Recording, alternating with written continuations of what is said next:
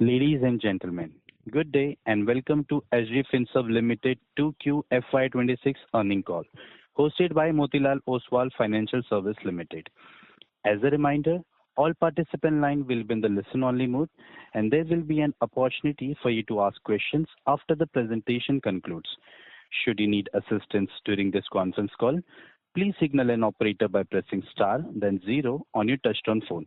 Please note that this conference is being recorded. I now hand over the conference to Mr. Raghav Khemani from Motilal Oswal Financial Service.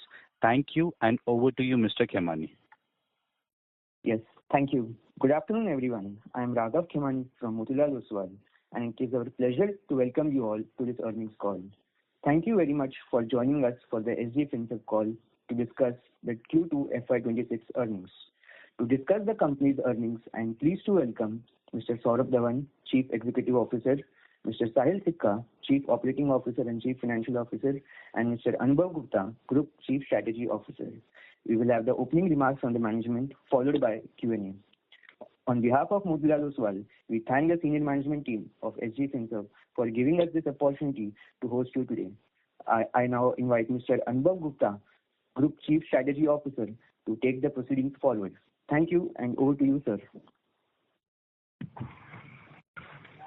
Thanks, Raghav, and thanks to Motilal Oswal for hosting SG Finserve for its Q2 FY26 earnings call.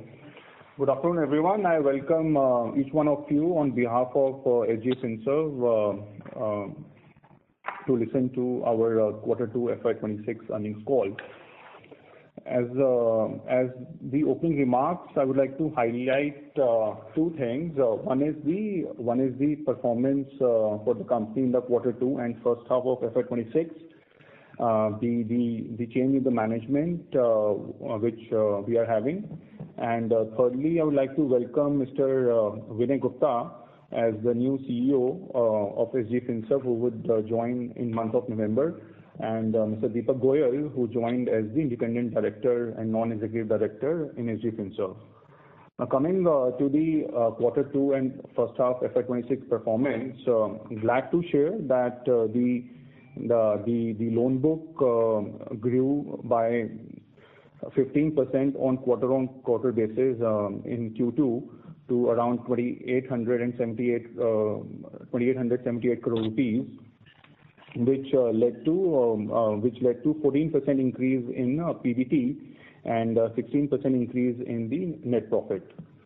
Going forward, we believe that 10% quarter-on-quarter earnings growth is feasible, given the current loan book what we have and the new accounts which we are opening. On the management change, I would like to highlight that Saurabh, the current CEO, and Sahil, the current CFO and COO, they have been with us since we started the company. We wish them best of luck as they decided to move on. At the same time, we have ensured that there is a very smooth transition which is taking place, which will not impact or disrupt business operations in any way. And with all of our best wishes are with Saurabh and Sahil. Secondly, we are also ensuring that the quality of loan book also remains top A class. So far, we have disbursed 52,000 crores since we started the company 36 months ago, and there has been zero NPA. I am again repeating, zero NPA, and the focus of existing management, new management, the board will always remain to be zero NPA because of the quality of loan book what we chase for, and the type of accounts what we are adding.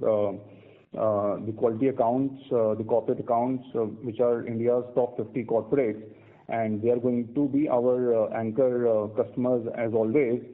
So the risk will always be very minimal as we grow the business from 2,800 crore loan book to 5,000 crore loan book in next 2 to 3 years. In short to medium term also, the clients, how they're growing their businesses, and we are funding the receivables. We are confident that quarter-on-quarter earnings growth should be 10% on QoQ basis.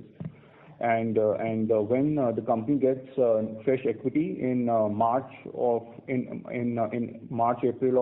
of 2026 from the warrant conversion, we shall go slightly aggressive in expanding the loan book, but with the mindset that whatever comes on our table, it has to have minimal or almost zero risk. That's all from my side. Now Saurabh will take you all in detail about the Q2 performance. Thank you, Anubhav. Good afternoon, everyone, and thank you for joining us for the Q2FY26 investor call of SG Finserve Limited. It gives me immense pride to share the continued momentum we've built across our business and strong results we've achieved in the first half of FY26. Over the past few years, SG Finserve has certainly evolved from a young NBFC into a key player in MSME supply chain financing, powering over 1,000 plus MSMEs and facilitating disbursements of over 52,000 crores. Our loan book has now grown to 2,878 crores as of September 2025, reflecting a 15% increase over the previous quarter, along with a similar increase of 16% quarter-on-quarter growth in profitability. We continue to maintain zero NPAs, reaffirming our robustness of our business model, the strength of our anchor partnerships, and the trust we have earned across our ecosystem. Our focus remains clear to expand our reach digitally, deepen relationships with existing anchors, and onboard new industry leaders who share our commitment to building a resilient and inclusive supply chain ecosystem. With a strong equity base of 1071 crores and additional equity of 338 crores expected by April 26, we are well positioned to achieve the target AUM of 6,000 crores by FY27. As we continue this journey of growth, I would like to share some organizational updates. After a rewarding and fulfilling journey with SG Finserve, building it from the ground up, I've decided to pursue a new corporate opportunity. It has been an incredible privilege to lead this organization, nurture it since inception, and work alongside a talented team that has built SG Finserve into one of India's most trusted names in supply chain finance. I continue to believe that supply chain finance will remain one of the most powerful enablers of India's growth story, empowering MSMEs and strengthening the nation's industrial backbone. To take this belief forward on a larger canvas, I have chosen to embark on a new professional chapter. I am delighted to share that Vinay Gupta, chartered accountant and a seasoned banker with over 20 years of experience, will take over the baton as CEO. I wish him and the leadership team the very best in achieving the vision we have collectively envisaged for SG Finserve over the coming years. There is another change in the leadership team, wherein Sahil Sikka, Chief Operating Officer and Chief Financial Officer, who has been instrumental in shaping our business and financial strategy, has decided to move out and pursue another career opportunity. Sanjay Rajput, who's been part of our journey as Head of Finance and Accounts for the last 2 years, will now take over as Chief Financial Officer, bringing with him over 18 years of rich experience in finance and accounting across leading institutions. Additionally, Saurabh Mishra has been appointed as Head of Internal Audit. He's a chartered accountant with prior experience of working with Grant Thornton, that is to further strengthen our governance and risk oversight framework. I have complete confidence that under this strengthened leadership team, SG Finserve will continue to build on its strong foundation, deliver sustainable growth, and create long-term value for all stakeholders. I thank you, each one of you, for the continued trust and support. And we are open for questions now. Thank you. Thank you very much. We'll now begin with the question and answer session. Anyone who wishes to ask a question may press star and one on their touchtone telephone. If you wish to remove yourself from the question queue, you may press star and two. Participants are requested to use headset while asking a question. Ladies and gentlemen, we'll wait for a moment while the question queue assembles.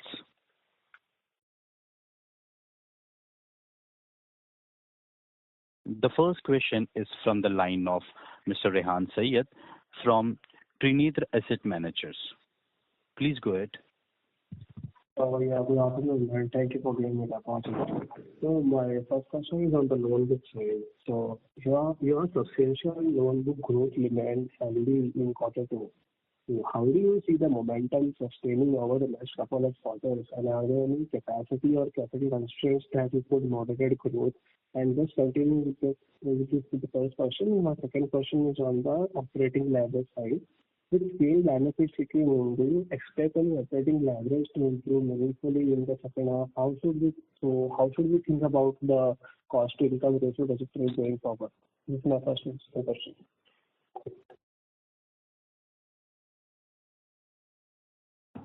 Thank you. Our next question is from the line of Rajesh Jain from RK Capital.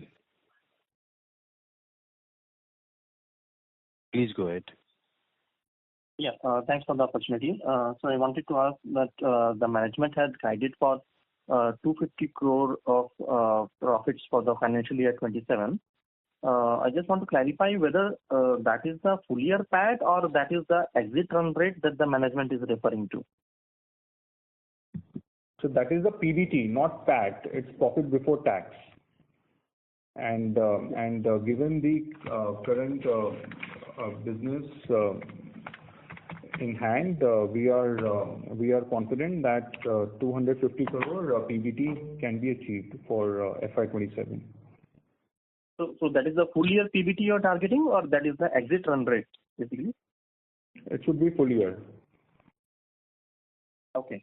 And in your recent business update, you have published some average loan book figures. So is the average taken basis the daily loan book? Is it the average of the daily loan book? Rajesh, it is taken basis the daily loan book. Okay, thank you. And actual average. It's not opening closing. It's actual average computed on daily basis. Yeah. That helps. And what will be the ESOP expenses per quarter for the rest of the 2 quarters? So it's about 2 crores per quarter. Okay. With 2 exits, it's expected to reduce. So we can, for next 2 quarters, we can take it at about 1.6 per quarter. Okay. Fine, I'll get back in the queue. Yeah, thank you. Thanks. Thank you, sir. Our next question is from Ram Tawa from Equinix Capital. Please go ahead. Yeah, can you all hear me? Yeah, please go ahead. Yeah. Okay. So the earlier guidance given for this financial year ending the PAT will be around 150 crores, and for the H1 26 we have achieved around 53 crores PAT. So are you still confident that close to that 100 crores increment will be there in the next 6 months when it comes to the PAT? Can you repeat again? So the earlier guidance in the last earnings call, you said for this financial year, the PAT would be 150 CR, around 150 to 160 CR, right? That's the guidance given. But for this 6 months, the first half of financial year, 53 CR is the PAT we have achieved. There is another 100 crore to go in the next 6 months. We have to achieve that 150 to 160 crore PAT PAT cost after tax.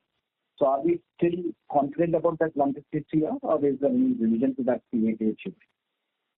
Yeah, so what we believe is that 10 to 12% quarter-on-quarter EPS growth in Q3 and Q4 is possible. Okay, so we should be near about 125 crore of PAT, which is slightly lower than what was earlier guided, 150 crore for the full year. This, of course, is in the backdrop of slowing the macro environment in the country, where the businesses have not grown as expected. So all our customers, whether in building material sector, in metal sector, in auto sector, in FMCG sector, in electronic sector, even they have trimmed their revenue guidance for full year. So that has also impacted the supply chain funding where we operate. And in the current environment, we don't want to be too adventurous, wherein there is even an iota of possibility for any NPA. So we are slightly cautious in current environment. So yes, there'll be slightly the actual performance will be slightly lower than what was earlier expected at the start of the year. But if things improve better than expected in terms of macro, everyone is expecting that economy should start doing better from November onwards. So there could be slightly positive surprise, but yes, what investors should build in 10 to 15% quarter-on-quarter growth in EPS for Q3 and Q4. Good. And the second question is, there's a warranty conversion of close to 500 crore this year, right?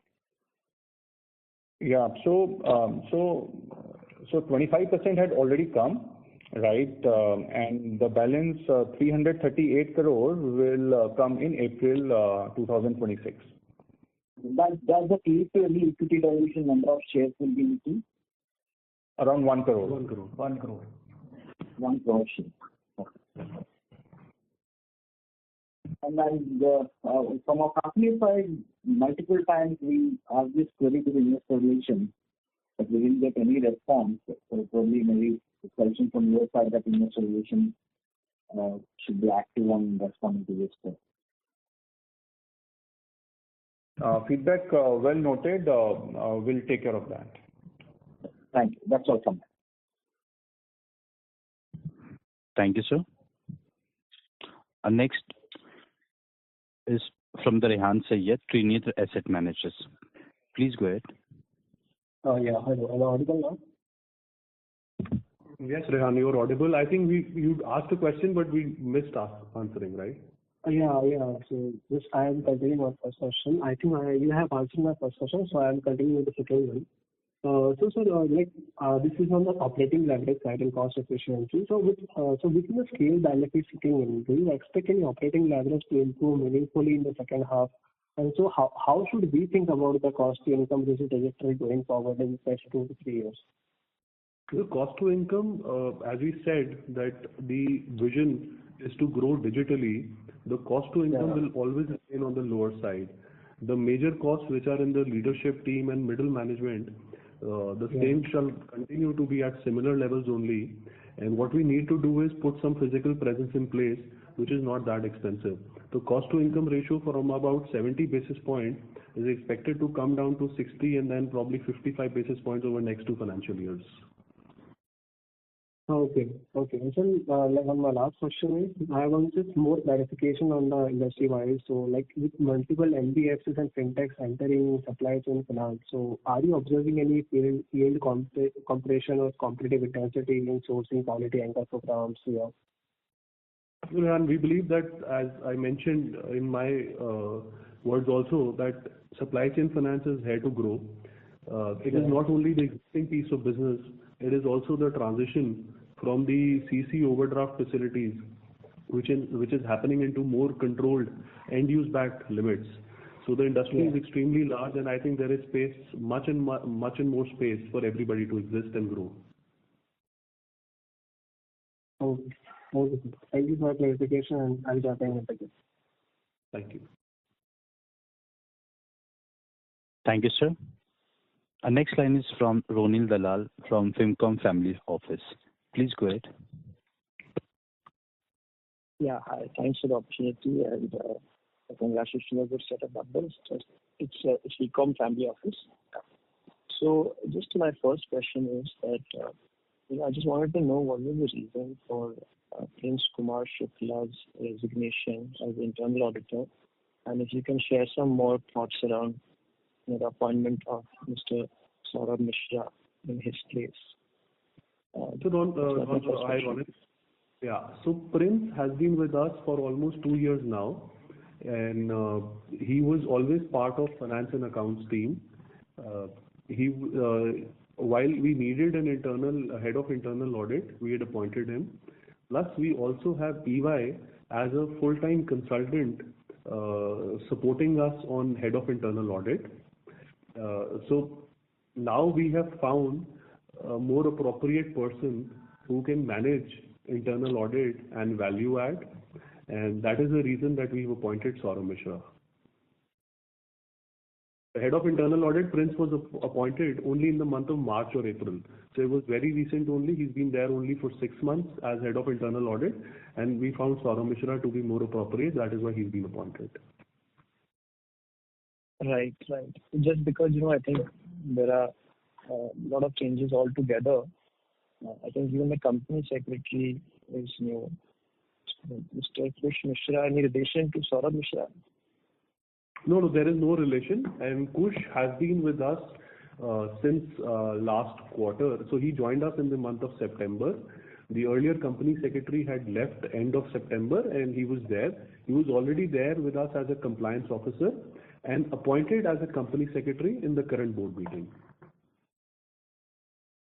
Sure, thanks. The next was that just on the cost of fund, is there any scope for a cost of fund reduction? Last quarter we were around 8.25%. So with the interest rates cycle card, when are we expecting cost of funds to get repriced?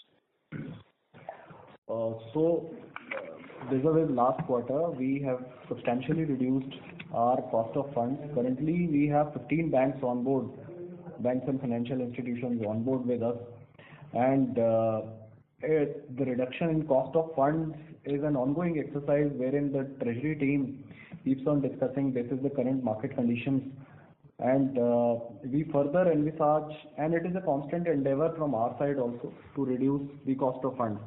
So quarter on quarter, they will keep on reducing. However, putting a definite number on the same will not be possible. But there will, yes, definitely be an improvement in cost of funds going forward as well. Sure. Would that be in the next few quarters, or you mean maybe more longer term, in a year or so? So it's an ongoing process. Quarter on quarter, there will be an improvement. Sure. Okay. Thank you so much. Thanks.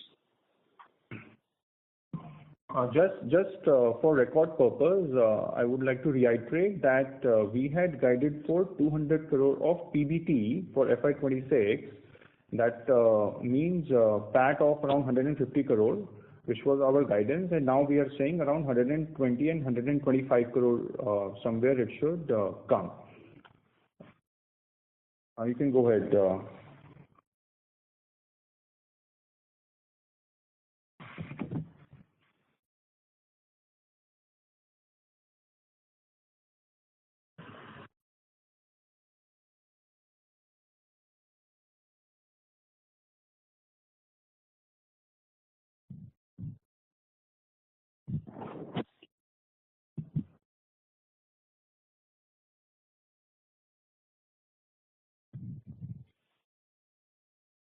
Rajat Agarwal response नहीं कर रहे. Hello, am I audible? Yes, we are there. Yes. Yeah, thank you for the opportunity. So I wanted to ask, what is the reason for why are we seeing such a sharp reduction in our yield from 12.4% in Q1 to 11.5% in Q2? Are we facing any competitive pressures, or what is the reason for it? So it's a strategic move, as we got two large anchors, which is Tata Motors, Mahindra and Mahindra, and Tata Steel, where the yields are little on the lower side to begin with, and we strategically entered those, which is in the range of about 11%, and we expect once we are able to penetrate, we'll be able to improve yields from here, and that is the reason that the overall returns yield has reduced a little bit. Okay, thank you. Thank you.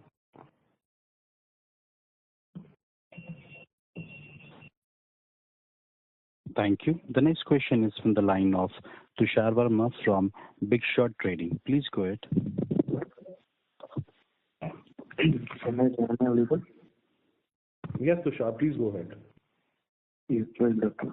So my question is on this multiple top management changes recently. The CEO, CFO, CEO, all the time on the same day. So could you please explain the reason behind this? I mean, both this coordinated or coincidental, and how the company plans to ensure smooth continuity going forward? So Tushar, this is not coordinated. It is a coincidence that we've decided to move on the same day, but the transition is already planned. As we've already mentioned that Vinay, who's joining us from Yes Bank, holds about 20 years plus of experience in supply chain finance and trade finance, and he will join in. And similarly, Sanjay, who's been with us for past 2 years and heading finance and accounts, he takes over as Chief Financial Officer. So transition is extremely smooth, and everything will be is very well taken care. So we also want the company to progress well over the years. It has been built from scratch by us, and that is the reason the transition has been kept smooth. And we will still continue to help in the handovers, takeovers, etc. over the next few days. Tushar, just to add to this, we appointed Saurabh and Sahil. We knew them for many years as they were in Kotak and HDFC banks respectively, and they were handling APL Apollo account also, right? So the relationship wasn't new just because of Finserve, but it has been there since APL Apollo used to take bank limits, etc. And so is Vinay Gupta, who is coming from Yes Bank. He has been handling our account for a very long time. So our idea is also to appoint hire people to run NBFC business because as a group we are new here, right? And we want to work with people whom we know for many years, and collectively we can create a good business model. Over and above, we have Mr. Deepak Goyal also, who is serving as a group CFO. He has been appointed as a non-executive director, so that he also has who can keep an eye continuously. So we are fairly confident that there is not going to be any kind of disruption.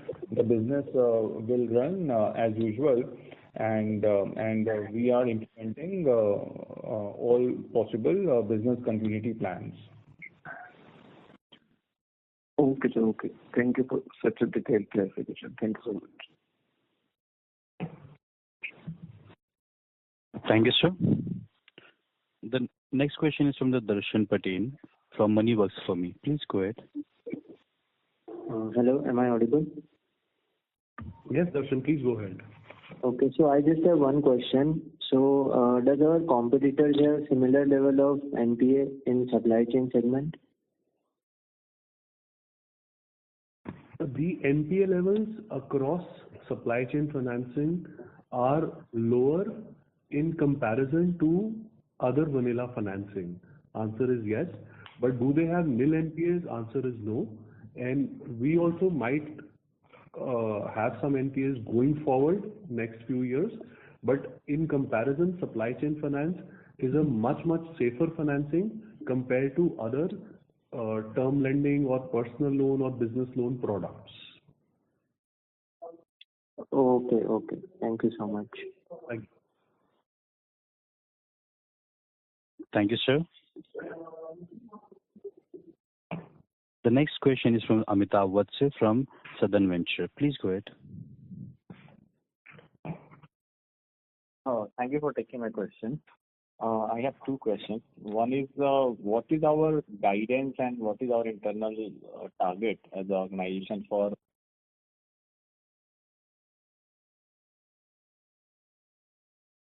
Say it again, please. Sorry, Amitav, we missed your question.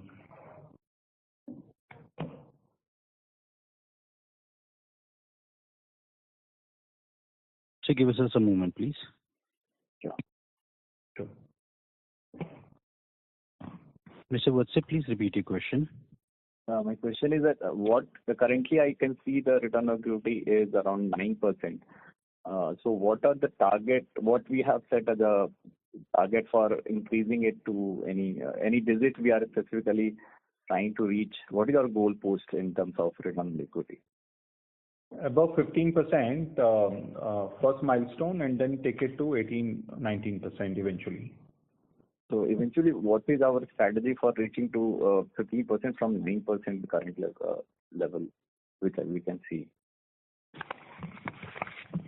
So leverage, right now the leverage is around 1:2, right? And we'll like to take it to 1:3. As we do that, going forward, ROE shall improve. Okay. In terms of yield or NIM, what we are looking at comfortably, what we can achieve as a between 12 to 13%. Okay, and that is in line with what we have achieved so far. Or are we going to see some expansion in NIM? Definitely, there will be some expansion because at the distributor levels of large brands, now we are targeting retailers under the distributors. So we have already pilot launched with some anchors, and as that program start performing well, the NIMs will definitely expand by 50 to 100 bips. Okay, so it is more on we will be able to price our products at a higher rate than the peer,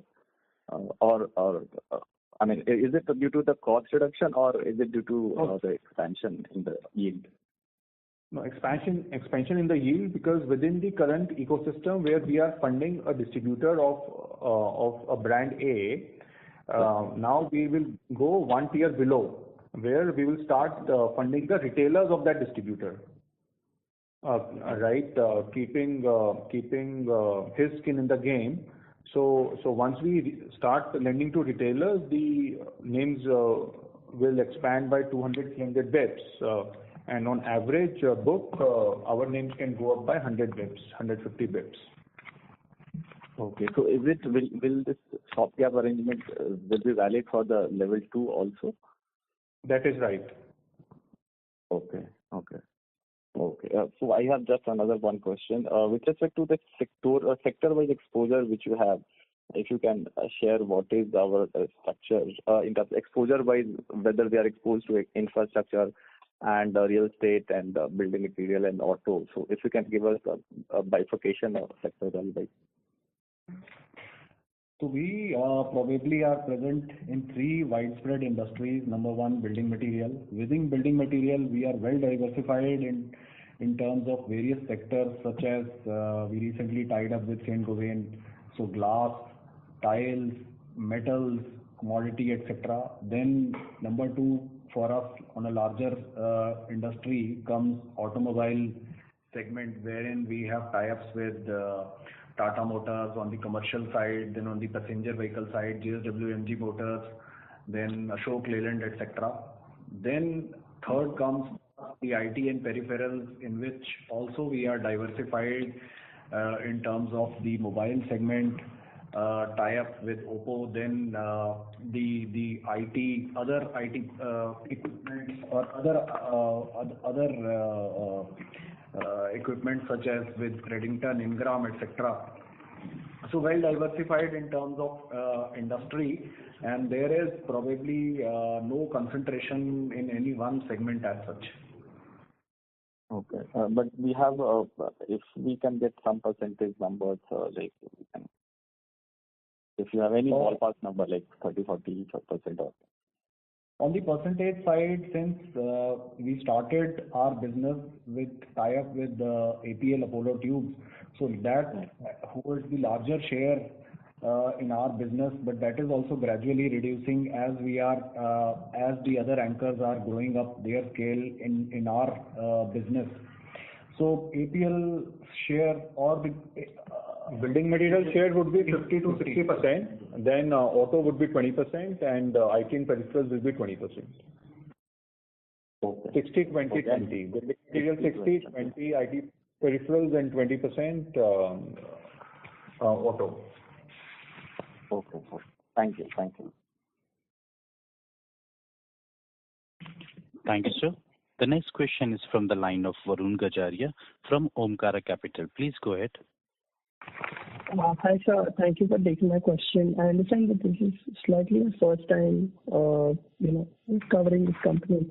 So just would like to get something very basic clear here. So basically, we want to expand our book from currently 2,800 to around 6,000 crores, right, by 27. So while we do that, and the recent you said that we took some cut on our yields. So and we'll be looking to onboard new clients going forward. So how do you look at the yields going forward? I'm sorry if you have already mentioned this before. I just wanted to get some clarity on the same. Would it still be that you'd have to take a little bit of discount to attract clients? How would it work? I think we've taken discount for two major anchors, which I mentioned were Tata Motors and Mahindra. I don't think we foresee taking any such discount anymore.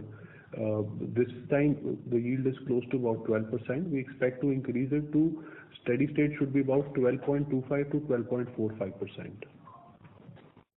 Okay. Thank you so much. Thank you. Thank you, sir. The next question is from the Yashaj Mehta from Ionic Asset. Please go ahead.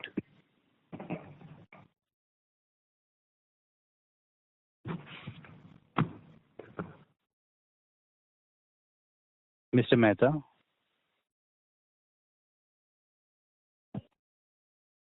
Mr. Mehta, please proceed ahead with the question.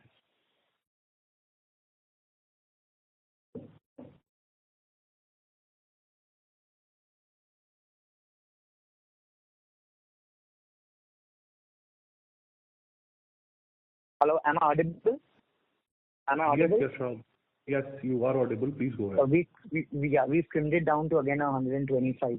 What really I wanted to understand was over the last couple of months, because couple of months is when we were talking about 150 crores of PAT for the year. What has exactly changed? And the reason for us to actually aim for a lower PAT now. Is it a conscious decision to kind of safeguard asset quality that we've kind of decided to take it slow? And secondly, we wanted to understand what would be our strategy to achieve our FY27 guidance going forward. Is it that we are looking to empanel aggressively and get into new sectors? Just wanted to understand the strategy part, and also what has changed in the last couple of months that we've been constantly reducing our guidance. So there are two things, right, for the reduction in guidance. One is the overall macro slowdown, right, which every sector is witnessing, whether it is construction material, whether it is auto. If we remove last 1 month kind of sales, we know how auto sector performed in the first 6 months, right? And so is the overall consumer discretionary, which is linked to the IT and peripherals of what we do. Correct. And like I said, you can dig out the data of all the anchors what we have as our customers. Many of them are listed, and the way they have reduced their own revenue guidance, right?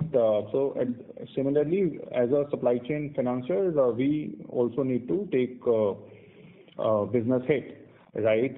Now, the one way to compensate is that we become adventurous, right? And we try to add tier 2, tier 3 customers where we could add or we could expand our loan book. But consciously, we decided not to do that. Correct? Okay. So we are confident that once there is revival in the economy, right, business will come on its own. We are already empaneled thick with our customers, right? Our tech stack is deeply empaneled in our customers' systems. Our teams are deeply related to all the relevant teams at our customer end. So we are very much confident that once there is overall economic uptake, right, once our key anchors they start seeing a double-digit volume and revenue growth, SG Finserve will also get business at high speed, and whatever we lost in the first 6 months, we will make up for that. Not maybe within FY26, but FY27 could be better than what we are guiding for. And coming to FY27 expectations, we have a lot of anchors whom we are talking to bring on board. The new management shall also bring its own relationship, which will add to the business, and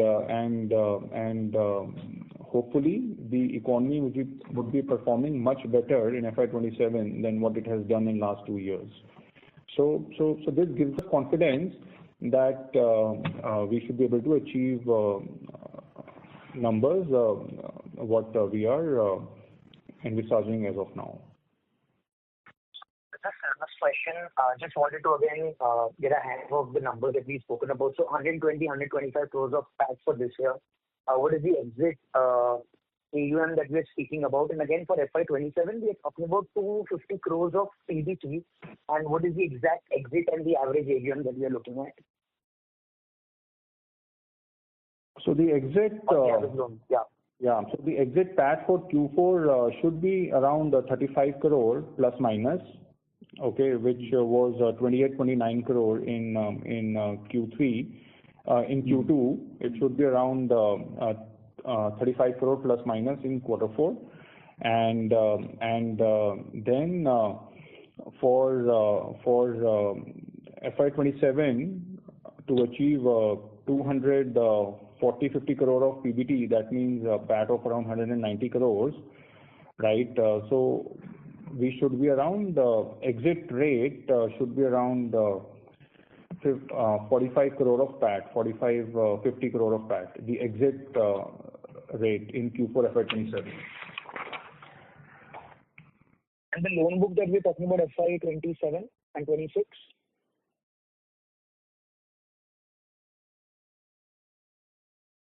Hello? Am I audible? Yeah. So you are on.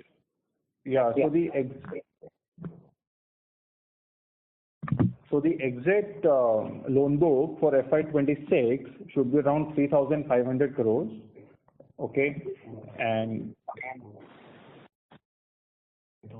FY27?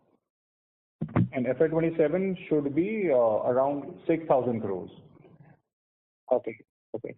That's answers my question. Thank you. Yeah, there could be positive surprise in FY26 loan book if economy does better in last 3 months, which it normally does. We could surpass 3,500 crores and we could hit 4,000 also. But that depends on how economy would perform. But 3,500 is what we are fairly confident. Got it, sir. Thank you so much and best of luck. Thank you, sir. The next question is from the line of Jay Prakash from Corman Capital. Please proceed ahead. Yeah. I said, just a question on what are the target areas? Currently, I see that you're targeting 3 areas largely. So if you can just size up the industry for us and what could be the target areas, that's the first question. And the second question is can you elaborate what is the reason you mentioned that the supply chain is gaining traction over the CC and overdraft? So if you can talk about the benefits, what is it driving that growth? Thank you. Hi, Jay Prakash. So I'll answer the second question first. Overdraft and cash credit facilities are open-ended in nature, where banks are not able to control the end use of funds. The funds can be deployed in any manner. On the other side, when it comes to supply chain financing, when we say that we have disbursed about 52,000 crores through our counter until now, this ensured that every penny directly went to the anchor's account and anchor supplied material to the dealer. So the end use of funds of every penny which got disbursed from our counters was ensured. And that is the reason that entire industry, banks, financial institutions, etc., everybody is focusing on supply chain finance. And we have started to see a number of balance sheets wherein cash credit and OD facilities are going down and supply chain financing limits are increasing. So that is the reason of this transition. On the target areas, supply chain financing continues to be our focus product, and industry-wide, the choice of anchor is extremely important, and we make sure that whichever anchor we onboard, that has to be an industry leader, and whatever the names that you will look at, which are working with us, they all are leaders in their respective products. Because what sells off the shelf, the money comes on its own. Otherwise, you have to go and collect. So that is the motto that we've always believed in. Thank you so much. Thank you. And on the first question, okay, so yeah, sorry. Next, please. Thank you, sir. Our next question is from Krish Kothari from K Kothari. Please proceed it. My questions have been answered. Thanks.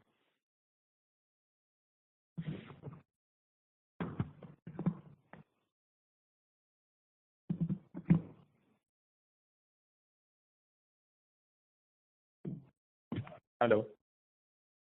Yeah, please proceed. No, my questions have been answered. Thanks. Yeah.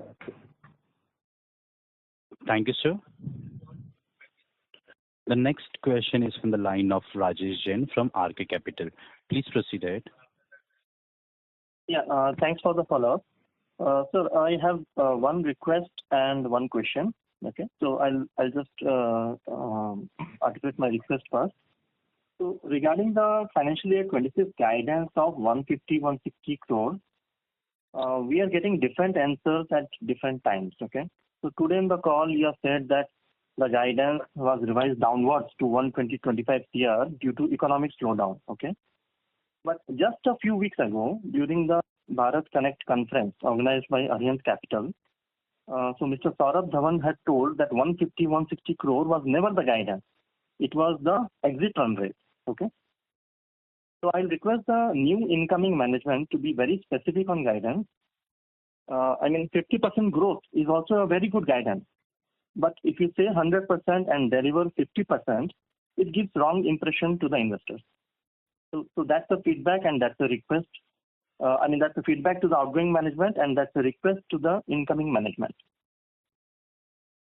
And my question is, I just wanted to understand that apart from your supply chain finance, which you have articulated at various times in various calls, you had briefly hinted during the Bharat Connect conference that you had in the past done some vendor financing also. Okay, so can you explain that vendor finance model? What do you exactly do in that? How does it work? Can you just explain that part? So vendor financing is a product which is basically done for mid-corporate customers, which are in the range of 1,000 to 2,500 crore turnovers, wherein we give money to their suppliers, wherein we give money in advance to the suppliers. These mid-corporate customers are able to avail discount, and then these mid-corporate customers can pay us back in 60 to 90 days time. So that is how this product operates. We had created a loan book of close to about 200 crores, which is almost negligible today. So this book we had closed down because the exposures required here were in the range of 25 to 30 crore plus, which we did not feel comfortable and we exited that. So focus has been on dealer financing since then. So going forward, you are not going to do any vendor finance going forward? As of now, we are not doing, and as of now, we are not doing any vendor financing. Okay, but still, for the sake of clarity, I did not understand. So you said you are supplying this finance to the suppliers of mid corporates. That's what you said, right? Yes. Okay. All right. Okay. Yeah. Thank you. Thank you so much. Thank you, sir. The next question is from the line of Vandit Jain from Seg One Investment. Please proceed. Yeah. Am I audible? Yes, sir, you are. Yeah. You briefly mentioned about moving down a step to retailers, so the distributors and their retailers financing those.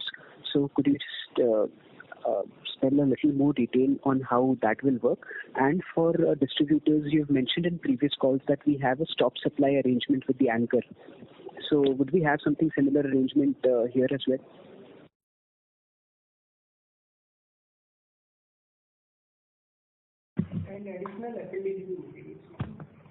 So the program contours remain same. Okay, the stop supply arrangement will remain as it is, right? Over and above, there will be FLDG also. Because please understand that when we go one tier below to the retailers, that is in the coordination and in agreement with the anchor, the distributor, right, and SG Finserve. So all three will sit on the table and decide now for this distributor we need to cover 50 retailers, 100 retailers, right? So the anchor team will also sit along and decide on the basic contours.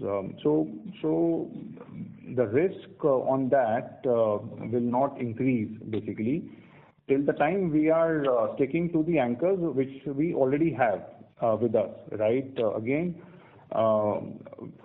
as management, we need to be conscious that we don't go for tier 2, tier 3 customers, which we need not, because all our growth targets for next 2-3 years are well covered within the existing anchors what we already have onboarded.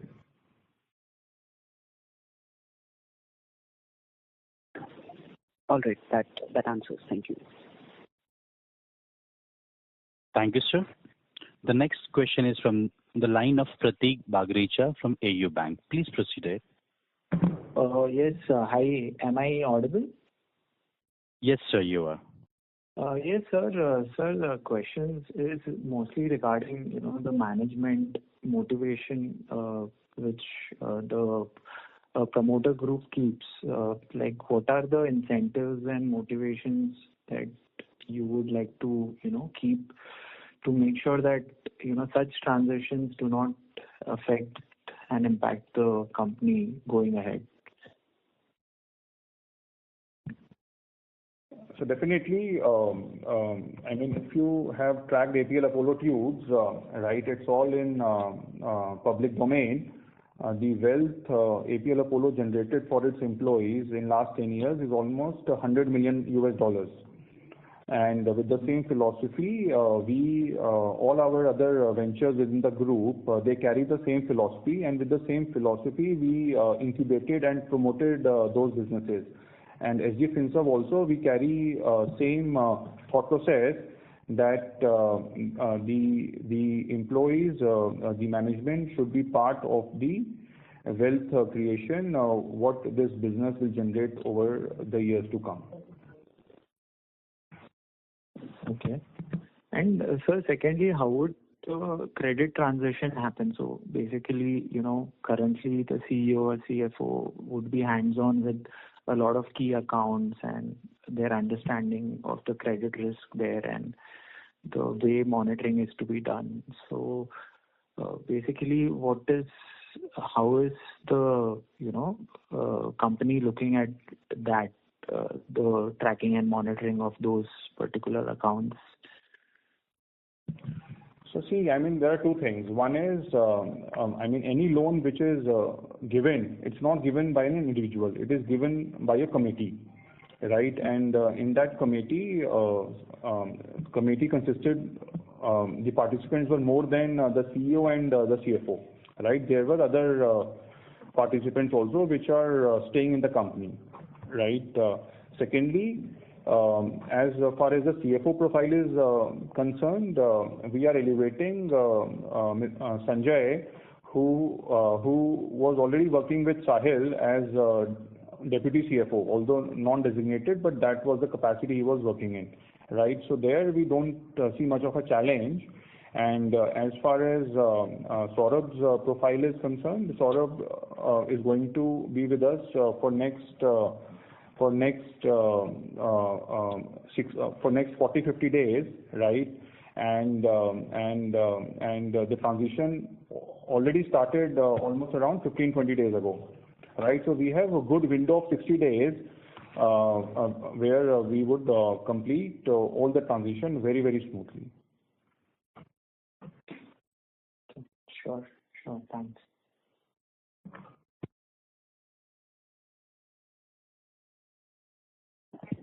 Thank you, sir. The next question is from the line of Aditya Late from Akshara Capital. Please proceed. Hi, I have just one question. I just wanted to understand any challenges the existing management has faced with SG Finserve, and anything you would have done differently while building the business. That is one.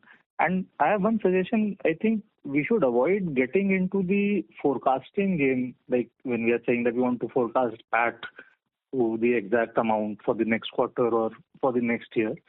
I think the guidance for the book is okay because that's a broad guidance. But when we get down to PAT and all, we always end up disappointing.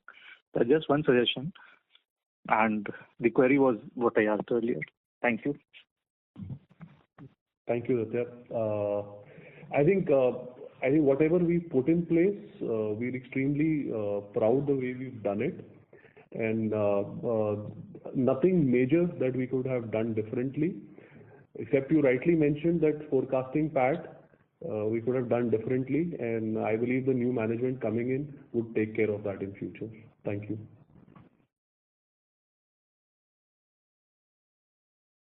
Thank you, sir. Ladies and gentlemen, this was the last question for today. I would like to hand the conference over to management for closing comments. Thank you, and over to you, sir. Thank you, everyone. I think the last 3 years have been a lot of learning, a lot of insights, and the way we've built SG Finserve from ground up, we feel proud of that, and wish all the very best to the incoming management. And I'm sure what we have envisioned for the upcoming years for SG Finserve, they will be fulfilling that for all of us. Thank you so much for the support and trust that each one of you has shown all throughout this journey. Thank you, sir. On behalf of SG Finserve Limited, that concludes this conference. Thank you for joining us, and you may now disconnect your lines.